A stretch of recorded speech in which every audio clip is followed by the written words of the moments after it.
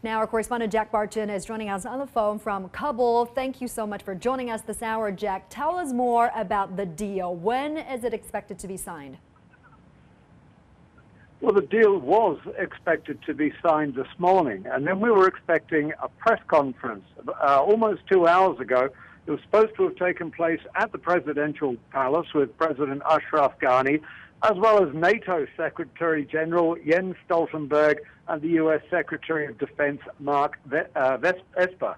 That didn't happen. It's been postponed, and we're told because there has been a delay in the signing in Doha. Initially, the delay was an hour, but it seems that has been extended. So from what we can take out of that, there is some kind of a hiccup or a stumble here, something that needs to be ironed out before the paper, the deal can be inked. But what the deal would essentially contain is an agreement by the Taliban not to allow extremist groups like Al-Qaeda, like ISIL, to operate from Afghan soil. In return, the Americans give a timeline for a pullout of their roughly 13,000 troops.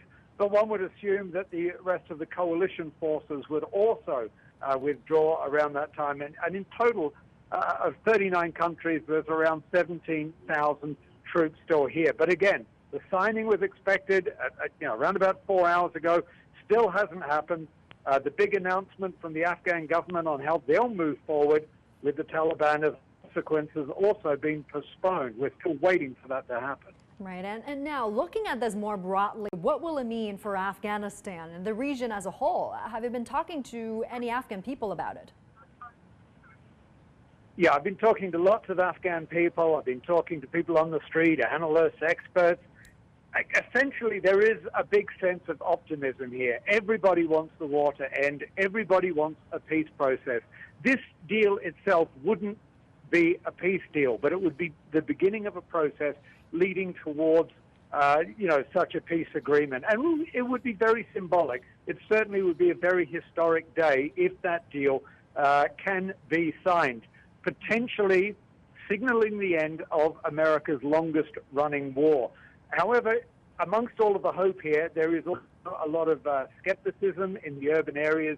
People remember the Taliban's rule from the past, and as much as they, suffer through the fighting between the coalition forces, the Afghan forces, and the Taliban, there is that memory of the Taliban here, and a lot of distrust about their commitment to sort of join in with the government and to not force their views onto the Afghan people again. Not many people believe that.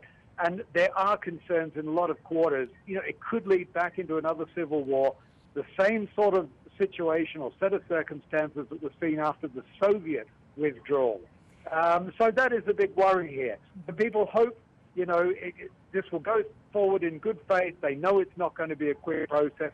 But hopefully, the ceasefire that it's held for the last 7 days, at least that can continue while these talks go on, so Afghan can at least experience some peace and stability, which it hasn't had for a very long time. Right. Could be a historic day, as you say. Thank you very much, Jack Barton, joining us in Kabul. We're also standing by for that possible press conference.